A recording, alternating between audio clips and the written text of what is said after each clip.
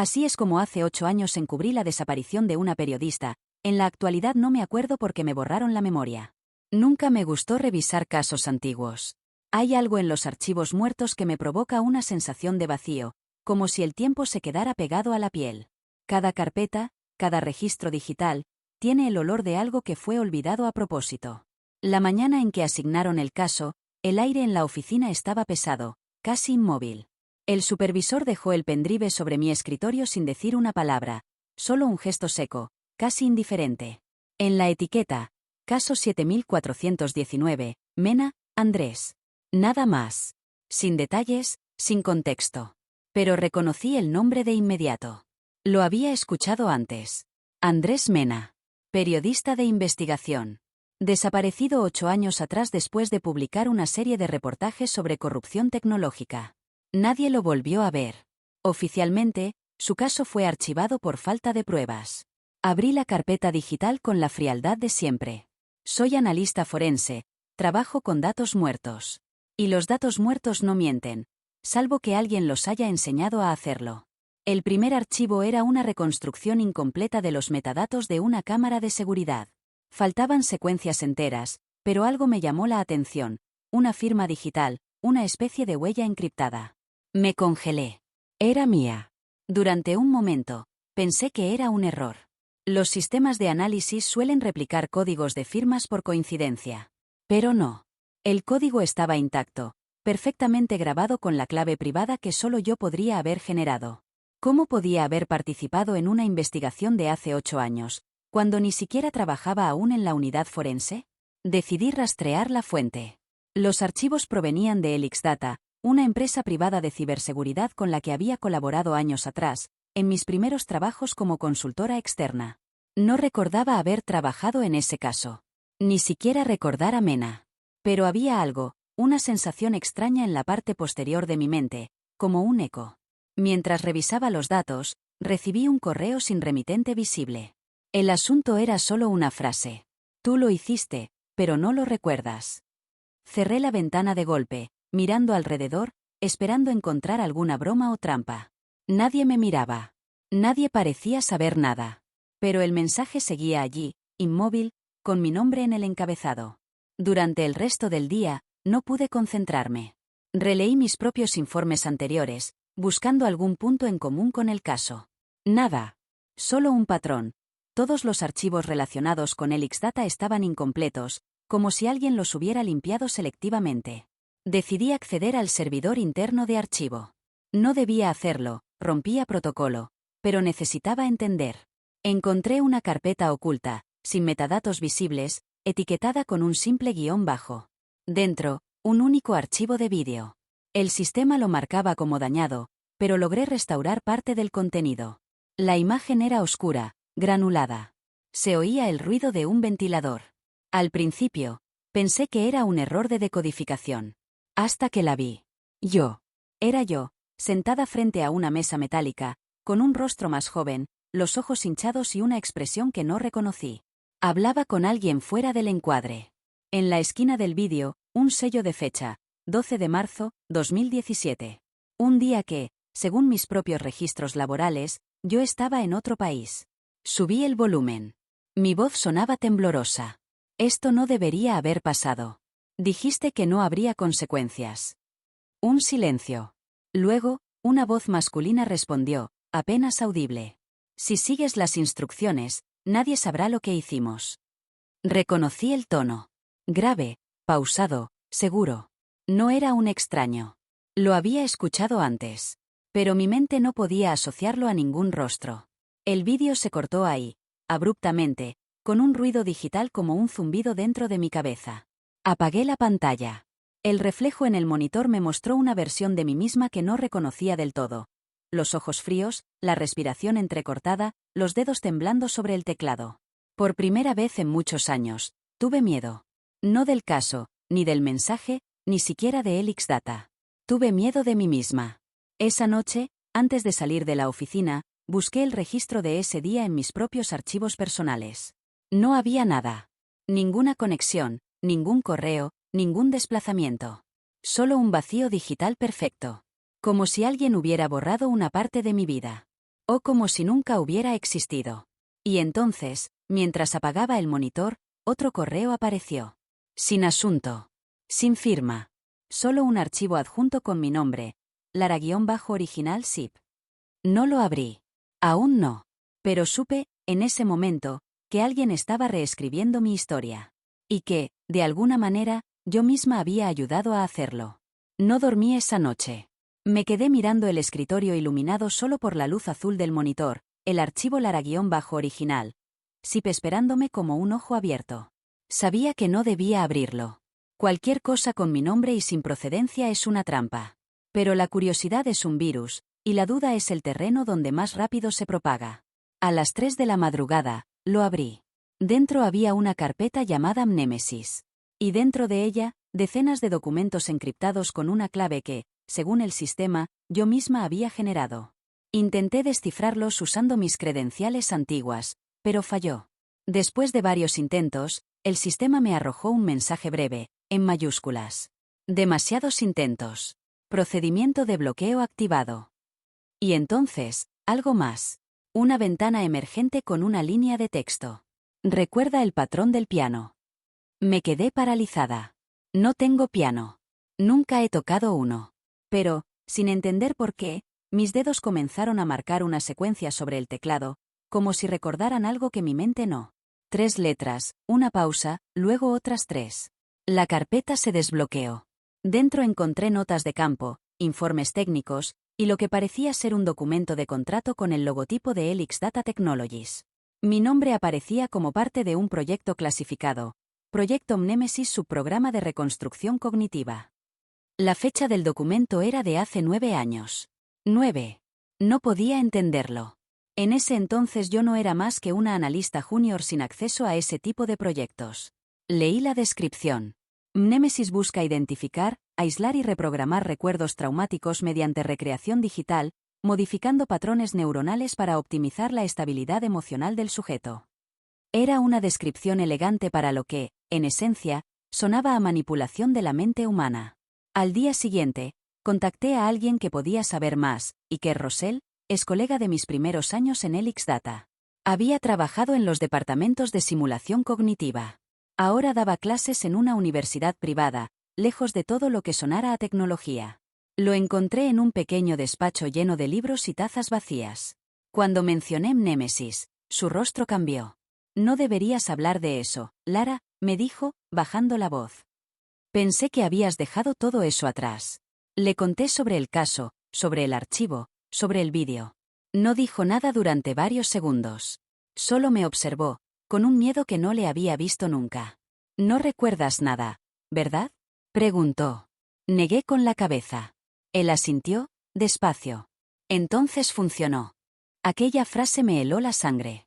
Iker me explicó, a medias, que Mnemesis no era solo un proyecto médico o terapéutico. Era un programa híbrido entre neurociencia y control de datos. Una tecnología capaz de alterar recuerdos reales a través de estímulos digitales, reescribiendo la percepción del pasado para crear versiones estables del individuo. Habían probado el sistema en voluntarios, luego en personal interno. Para mejorar la resistencia al trauma laboral, decían los informes oficiales.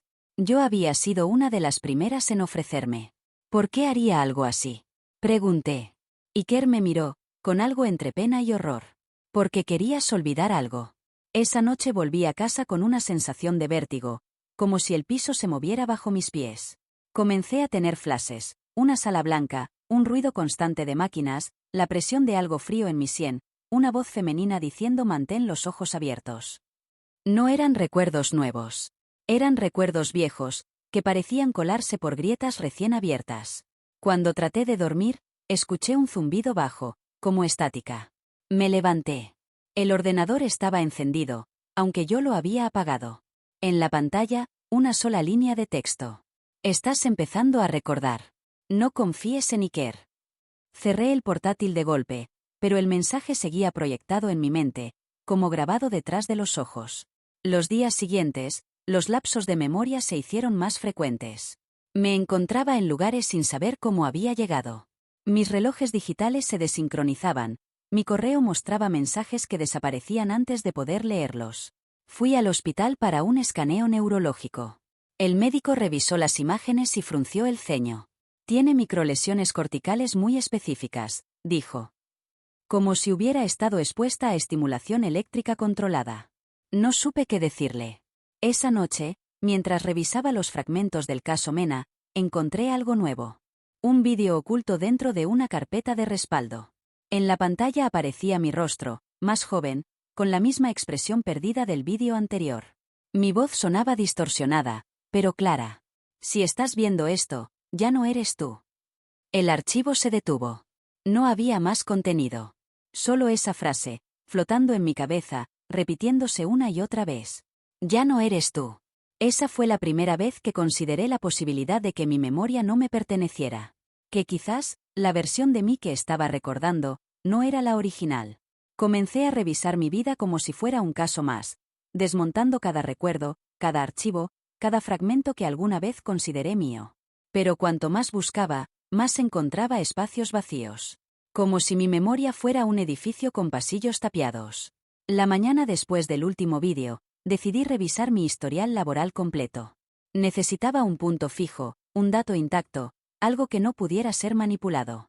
Pero incluso mis propios contratos, mis firmas, mis correos moreaban como tinta aguada. Y de pronto, un nombre se repitió en varios documentos antiguos, como un hilo rojo entre las sombras, Helix Data. Siempre ese nombre. Siempre esa empresa. Tomé una decisión, volver a su sede central, aunque ya no trabajara allí. Quería respuestas. O reconstruir las preguntas que ya había olvidado. La visita a Helix Data. El edificio seguía siendo el mismo, un bloque de cristal sin alma, donde incluso los reflejos parecían tener miedo de quedarse atrapados. En recepción, nadie pareció reconocerme. Me registraron como visitante. Eso me alivió y me inquietó. Mientras esperaba el ascensor, tuve un destello. Un pasillo blanco. El olor a desinfectante. Una puerta metálica sin ventanas. Y el sonido, un pitido constante, como una línea vital. Me apoyé en la pared, mareada. El ascensor se abrió. Entré sin mirar atrás. En el piso 12 encontré a Iker. No me había dicho que seguía teniendo acceso al edificio. Había mentido. O tal vez lo olvidé. Ya no distinguía entre ambas posibilidades. ¿Lara? ¿Qué haces aquí? Su voz sonaba demasiado sorprendida. Demasiado ensayada. Le mostré el segundo vídeo, la frase final. La vio en silencio, sin pestañear. Esto, susurró. Esto nunca debió salir del sistema. ¿Qué es, Iker? Pregunté, con un tono que ni siquiera yo reconocí. ¿Qué hicieron conmigo? Él respiró hondo. Un gesto casi humano, casi culpable. No solo contigo, dijo. Contigo, y con Mena. Sentí frío. Un frío que no venía del aire acondicionado. Iker me llevó a una sala de almacenamiento con acceso restringido. Pasó su tarjeta. La puerta se abrió. Dentro, habían archivadores metálicos y estanterías llenas de discos duros rotulados con fechas y códigos. En una pared había un panel táctil con el logo de Mnemesis. Aquí guardaban los respaldos, los originales, dijo él. ¿Originales de qué? De ustedes. Me quedé quieta. ¿Ustedes? Tú y Andrés. ¿Qué relación tenía yo con él? Iker bajó la mirada. Fuiste tú quien lo trajo aquí. Voluntariamente. Imposible, susurré. Pero mi mente, por un segundo, mostró una imagen desgastada. Yo, agarrando del brazo a un hombre que gritaba algo que no podía entender. Luchaba. Me suplicaba. ¿Y yo? Yo lo obligaba a entrar en una sala blanca. Cerraba la puerta. No escuchaba su voz. Solo el pitido constante. La visión me hizo temblar. Me sostuve en una de las estanterías para no caer. No puede ser, dije. Eso no soy yo. Era otra versión de ti, respondió Iker. La que intentó protegerlo, o destruirlo. Nunca lo sabremos. Busqué un disco duro con mi nombre. Había varios. Pero uno llamó mi atención. Varela-L0A3-PRV. PRV. Probablemente significaba provisional. Una versión inacabada. Una versión que no debió existir. Saqué el disco. Iker intentó detenerme. Lara, no sabes lo que haces. Nadie sabe lo que me hicieron, respondí. Él me miró con una mezcla de miedo y lástima. Fueron borrados recuerdos, aislados traumas y fabricadas secuencias completas. Lo que tú recuerdas, y lo que crees que recuerdas, no siempre son la misma cosa. Sentí que una parte de mi mente se rompía como cristal. ¿Qué pasó con Andrés? Pregunté. Aquí, Iker dudó. Y esa duda fue más perturbadora que cualquier respuesta.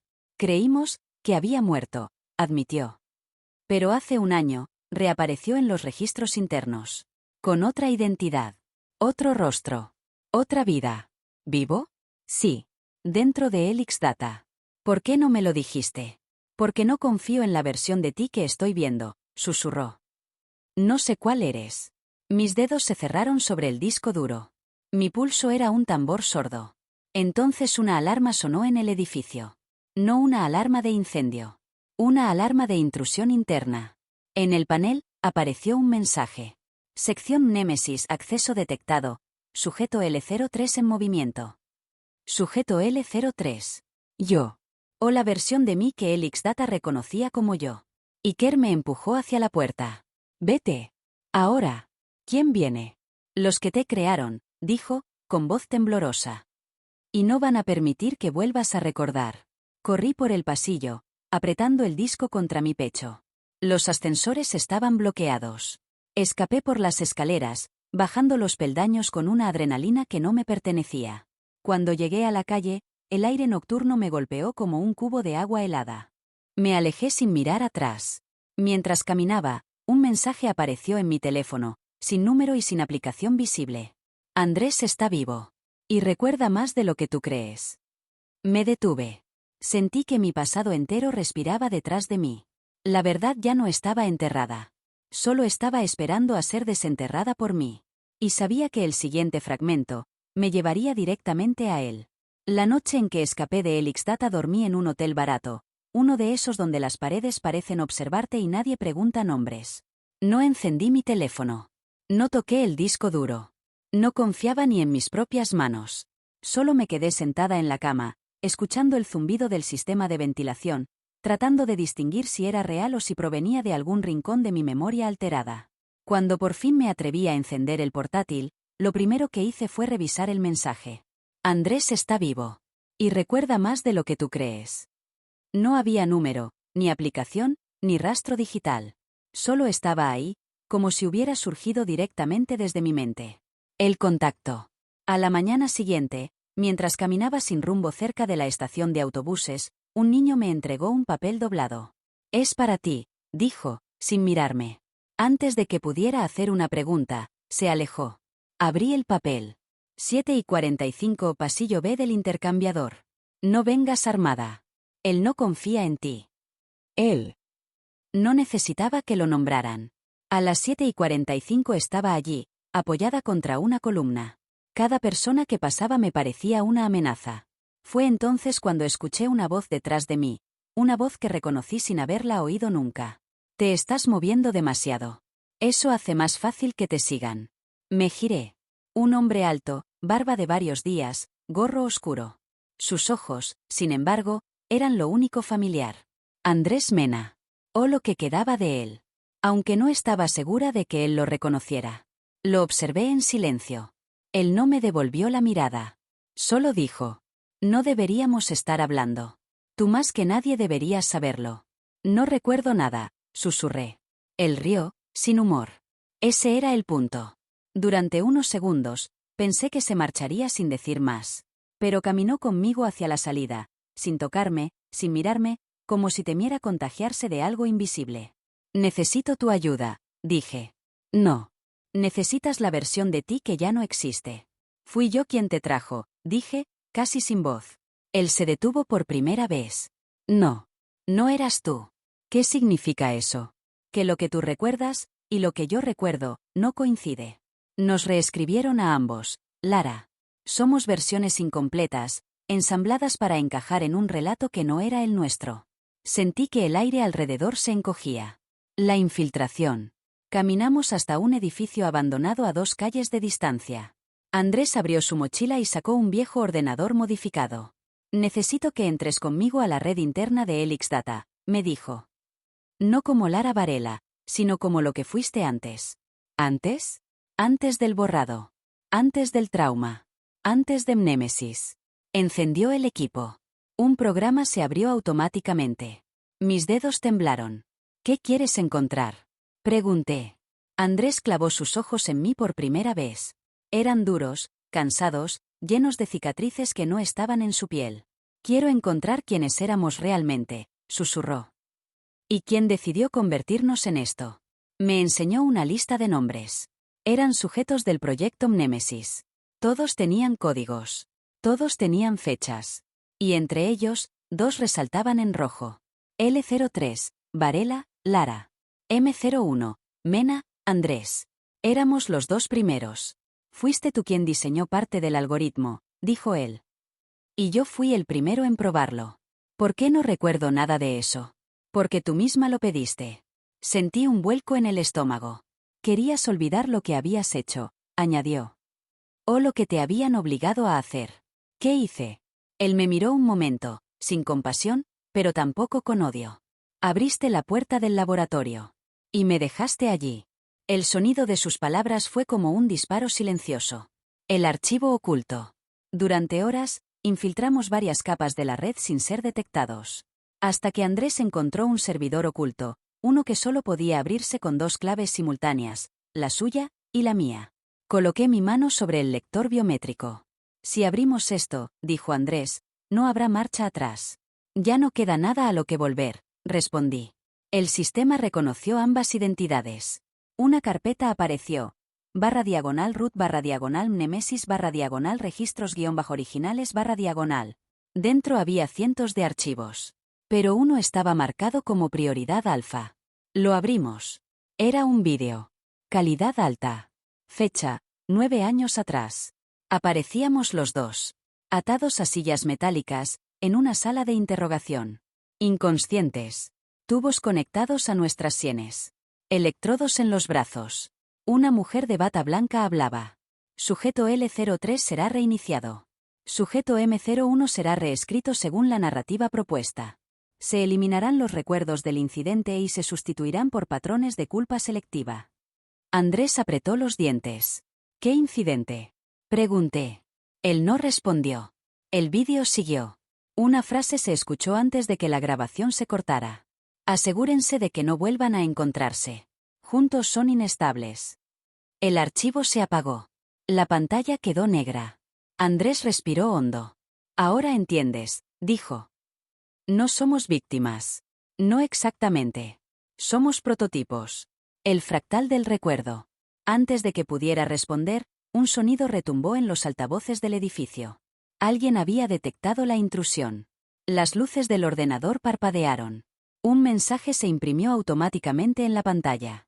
Sección actualizada. Memoria original disponible para descarga. Lara, esto es lo que fuiste.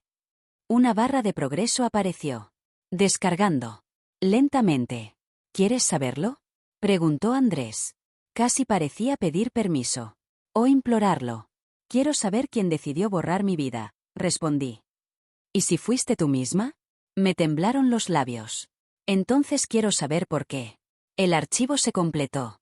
Solo faltaba abrirlo. Pero antes de que pudiera hacerlo, Andrés colocó su mano sobre la mía. Lara, si abrimos esto, no podremos volver a ser quienes somos ahora. No lo sabía él, pero esa frase me resultó familiar. Muy familiar. Como si ya la hubiese escuchado antes. Quizás en otro recuerdo. Quizás en otra versión de mí. Respiré hondo. Y abrí el archivo. La pantalla se iluminó con una secuencia de imágenes. Recuerdos. Míos. Pero no como los recordaba. Sino como fueron. Mi mundo se quebró en un instante. Y entonces supe, con absoluta certeza, que la parte final estaba esperando. Y que nada, nadie, ni siquiera yo misma, podría detenerla. El archivo se abrió como si desgarrara algo más que memoria. No era un vídeo, ni un texto. Era una secuencia interactiva, un mapa de mis recuerdos originales, codificado en fragmentos visuales que se expandían y contraían como un organismo vivo. Andrés observaba en silencio. Yo trataba de no derrumbarme. El incidente. La primera imagen se fijó frente a mí. Un laboratorio clínico, paredes blancas, olor a desinfectante. Yo estaba de pie frente a un panel de control. Andrés, el Andrés anterior, el que nunca conocí, estaba en una cápsula de inducción. Electrodos, sensores, cables. Él me miraba con los ojos tranquilos, confiados. Y yo activaba la secuencia. Voluntariamente. Mi voz surgió del audio. Versión preliminar del algoritmo Mnemesis. Iniciando reescritura parcial del sujeto M01. Andrés gritó algo. Una advertencia. Una súplica. No podía distinguirlo. El laboratorio tembló por un fallo en el sistema de contención. Una sobrecarga eléctrica. Chispas. Humo. Alarmas. Yo intenté detener el proceso. No pude. El algoritmo se adelantó. Comenzó a borrar recuerdos al azar. A reescribir otros. A inventar algunos. Otra voz, la misma mujer del vídeo anterior, se escuchaba por los altavoces. No cierres la puerta, Varela. No lo toques. Es un activo valioso. Pero yo no obedecí. Desconecté la máquina con mis propias manos. Y en el proceso, dejé a Andrés atrapado en un coma inducido por el sistema. La imagen se desvaneció. La decisión. Me quedé inmóvil, paralizada. No era víctima. No era mártir. No era salvadora. Era responsable. De él. De mí. De todo. Andrés habló al fin, con la voz rota por un conocimiento antiguo y recién confirmado. ¿Así que eso fue lo que pasó? No lo recordaba. Susurré. Lo sé. Nunca quise dañarte. Tampoco quisiste recordar. Nos quedamos en silencio, mirando el monitor donde los fragmentos seguían palpitando, como si esperaran algo más. La intrusión final. Un estruendo sacudió el edificio. Las luces se apagaron. Un zumbido se propagó por el suelo, como una vibración calculada. El X-Data había localizado la señal de laqueo. Tenemos 2 minutos, máximo, dijo Andrés, recogiendo su mochila. Tenemos que irnos. Pero yo no me moví. La pantalla mostraba un nuevo archivo emergente. En rojo. Clasificación. Confidencial autorización L03. Lo abrí antes de que Andrés pudiera detenerme. Era un contrato. Firmado por mí. 9 años atrás. Autorizaba el borrado total voluntario de mis recuerdos. Autorizaba la experimentación en mi propia mente. Autorizaba que alteraran mi identidad si el proyecto lo requería. Incluía una frase escrita a mano en la última página. Si vuelvo a encontrarme, no confíes en mí. Reconocí mi letra. Lara, dijo Andrés. Verdades que no salvan. El edificio tembló de nuevo. Pasos. Voces. Equipos tácticos acercándose. Tenemos que borrar todo, dijo Andrés señalando el servidor. No, dije. ¿Qué? Si lo borramos, solo seremos 2 personas perdidas sin un pasado. Esto no es un pasado, Lara. Es una condena. Tal vez. Pero es lo único real que nos queda. Él apretó la mandíbula. Lo había perdido todo por mi culpa. Una vez en el pasado. Otra vez ahora. Dime algo, le pedí. ¿Quieres recordar quién eras antes? Él dudó. Por primera vez desde que lo reencontré, dudó. No lo sé. Yo tampoco. Los pasos estaban cada vez más cerca. La puerta del pasillo se abrió con un golpe metálico. La última elección. Andrés me miró. Tenemos 2 opciones. Huir y destruir los archivos, descargarlos todos y enfrentarnos a lo que venga. Me entregó un dispositivo de almacenamiento. Ligero. Negro. Sin marca. Elige, Lara. Miré el servidor. Miré a Andrés. Miré mi propio reflejo en la pantalla apagada. Finalmente, hablé. Quiero saber quién fui. Eso podría destruirte. Ya no queda mucho por destruir. Tomé el dispositivo y copié todo el contenido del proyecto Mnemesis. Los datos, las pruebas, los recuerdos. Mi vida entera. La suya también. La transferencia terminó en el instante exacto en que la puerta se rompió. Andrés me tomó del brazo. Corre. Epílogo: los que se recuerdan. Escapamos por las escaleras de servicio. No sé cómo logramos llegar a la calle. No sé cómo las sirenas no nos alcanzaron. Solo recuerdo el aire frío en mi rostro. Y la sensación de que, por primera vez, llevaba conmigo la verdad completa. O al menos, sus ruinas. Andrés y yo tomamos caminos distintos al salir de la zona. No hablamos de un reencuentro. No hablamos de un futuro.